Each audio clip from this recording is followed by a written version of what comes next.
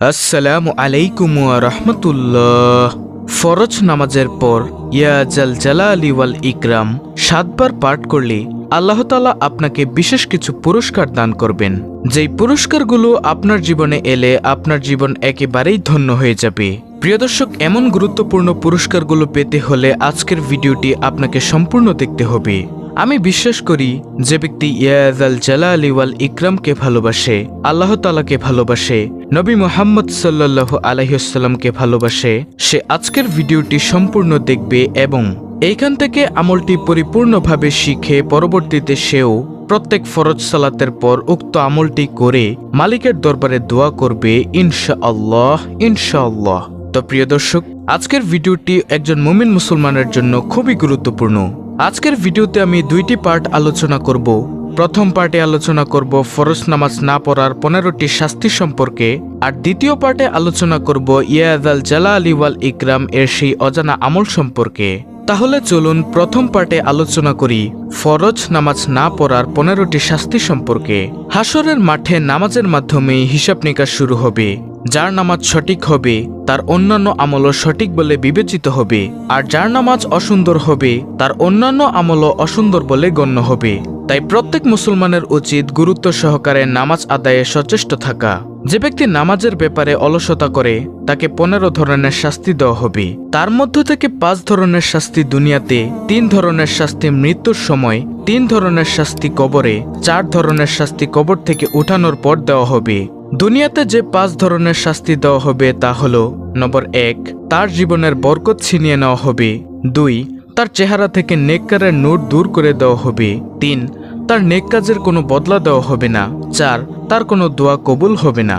5, নেকবান্দাদের দোয়ার মধ্যে তার কোনো হক থাকবে না। আর মৃত্যুর সময় যে 3 ধরনের শাস্তি দেওয়া হবে তা হলো: নম্বর 1, কষ্ট ও অপমানের সঙ্গে সে মৃত্যুবরণ করবে। 2, ক্ষুধার্ত অবস্থায় সে মৃত্যুবরণ করবে। 3, এমন পিপাসার্ত অবস্থায় সে মৃত্যুবরণ করবে যে সমুদ্র পরিমাণ পানি পান করলেও তার পিপাসা মিটবে না। নাউজুবিল্লাহ। কবরে যে 3 ধরনের শাস্তি দেওয়া হবে সেগুলো হলো: নম্বর 1, কবর তার জন্য খুব সংকীর্ণ হয়ে যাবে। এমন সংকীর্ণ হবে যে রাসূল সাল্লাল্লাহু আলাইহি ওয়াসাল্লাম বলেন, কবরের 2 পাশের মাটির চাপে এক পাশের বুকের হাড় আরেক পাশে ঢুকে যাবে। নম্বর 2, তার কবরে আগুন জ্বালিয়ে দেওয়া হবে। নম্বর 3, তার কবরে এমন একটি সাপ নিযুক্ত করা হবে যে সাপের চোখ হবে আগুনের, নখগুলো হবে লোহার, তার প্রত্যেকটি নখ লম্বা হবে 1 দিনের দূরত্বের পথ। ওই সাপের আওয়াজ হবে বজ্রের আওয়াজের মতো বিকট।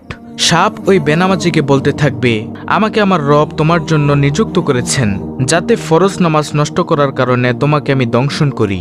ফজরের নামাজ নষ্ট করার কারণে সূর্যোদয় পর্যন্ত দংশন করতে থাকি, আর জোহরের নামাজ নষ্ট করার কারণে আসর পর্যন্ত দংশন করতে থাকি।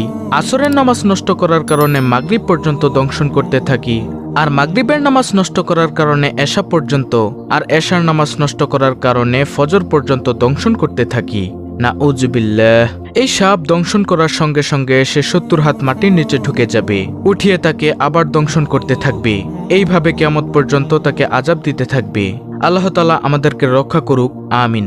আর প্রিয় দর্শক, কবর থেকে উঠানোর পর বেনামাজিকে যে 4 ধরনের আযাব দেওয়া হবে সেগুলো হলো: নম্বর 1, তার হিসাব খুব কঠিনভাবে নেওয়া হবে।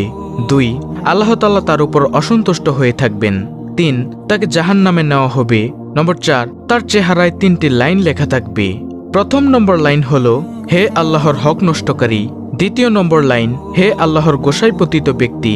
তৃতীয় নম্বর লাইন, তুমি দুনিয়াতে যেমন আল্লাহর হক নষ্ট করেছিলে তেমনি আজ আল্লাহর রহমত থেকে তুমি নৈরাশ। এই 3টি লাইন লেখা থাকবে। প্রিয় দর্শক, এইভাবে বেনামাজিকে 15 ধরনের শাস্তি দেওয়া হবে। আল্লাহ রাব্বুল আলামিন আমাদের সবাইকে 5 ওয়াক্ত নামাজ যথাযথভাবে আদায় করার তৌফিক দান করুন, আমিন। দর্শক, কেন আমরা নামাজ আদায় করব না? রাসূল সাল্লাল্লাহু আলাইহি ওয়াসাল্লাম হাদিসের মধ্যে কত সুন্দরভাবে বলেছেন। তিনি বলেন, হে সাহাবায়ে কেরাম, শোনো, তোমাদের কারো বাড়ির পাশে যদি একটি প্রবাহমান নদী থাকে, সেই নদীতে যদি সে ব্যক্তি দৈনিক 5 বার গোসল করে তার শরীরে কি কোনো ময়লা থাকতে পারে? তখন সাহাবায়ে কেরাম বললেন, না ইয়া রাসূলুল্লাহ সাল্লাল্লাহু আলাইহি ওয়াসাল্লাম, তার শরীরে কোনো ধরনের ময়লা থাকতে পারে না, সে ব্যক্তি একেবারে পরিষ্কার পরিচ্ছন্ন হয়ে যায়। তখন নবী করিম সাল্লাল্লাহু আলাইহি ওয়াসাল্লাম বলেন, হে সাহাবায়ে কেরাম, শোনো, কোনো ব্যক্তি যদি 5 বার অজু করে সুন্দরভাবে অজু করে 5 ওয়াক্ত নামাজ সুন্দরভাবে আদায় করে তার শরীরেও কোনো গুনাহের ময়লা থাকতে পারে না। সুবহানাল্লাহ, আল্লাহু আকবার। প্রিয় দর্শক, নামাজের এতটাই দাম, এতটাই গুরুত্ব। আল্লাহ তাআলা আমাদেরকে 5 ওয়াক্ত নামাজ জামাতের সাথে এবং মহিলাদেরকে ঘরের মধ্যে সুন্দরভাবে আদায় করার তৌফিক দান করুন। আমিন সুম্মা আমিন। তো প্রিয় দর্শক, এখন বলবো সেই আমলের কথা যে আমলটি করলে আল্লাহ তাআলা আপনাকে বিশেষ বিশেষ কিছু পুরস্কার দান করবেন। সে আমলটি হলো ইয়া যাল জালালি ওয়াল ইকরাম এর আমল। এটি হলো একটি ইসমে আজম। ইসমে আজম আল্লাহ তাআলার গুণবাচক নাম দিয়ে তৈরি। প্রিয় দর্শক, এই ইসমে আজমের অনেক অনেক দাম। রাসূল সাল্লাল্লাহু আলাইহি ওয়াসাল্লাম একদিন একটি পথ দিয়ে যাচ্ছেন, এমতো সময় দেখলেন এক ব্যক্তি ইয়া যাল জালালি ওয়াল ইকরাম এর দ্বারা আল্লাহর দরবারে দোয়া করছেন।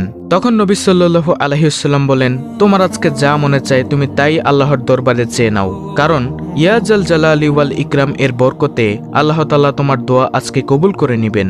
সুবহানাল্লাহ, আল্লাহু আকবার। আমাদের সমাজ থেকে আজকে এই ইয়া জাল জালালি ওয়াল ইকরাম এর জিকিরটি হারিয়ে গিয়েছে। অথচ কত দামি একটি আমল। আমরা যখনই মোনাজাত ধরব, মোনাজাতের মধ্যে ইয়া জাল জালালি ওয়াল ইকরাম এটা বলে আল্লাহর দরবারে কিছু চাইব।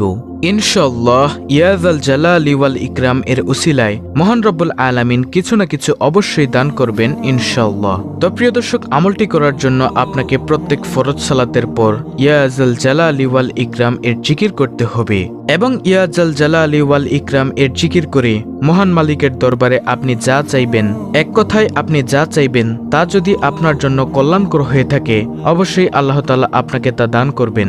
কারণ রাসূল সাল্লাল্লাহু আলাইহি ওয়াসাল্লাম কিন্তু হাদিসের মধ্যে স্পষ্টভাবেই বলে দিয়েছেন যে ব্যক্তি ইয়া জাল জালালি ওয়াল ইকরাম বলে কোনো কিছু চায় তাকে আল্লাহ তাআলা খালি হাতে ফিরিয়ে দেন না।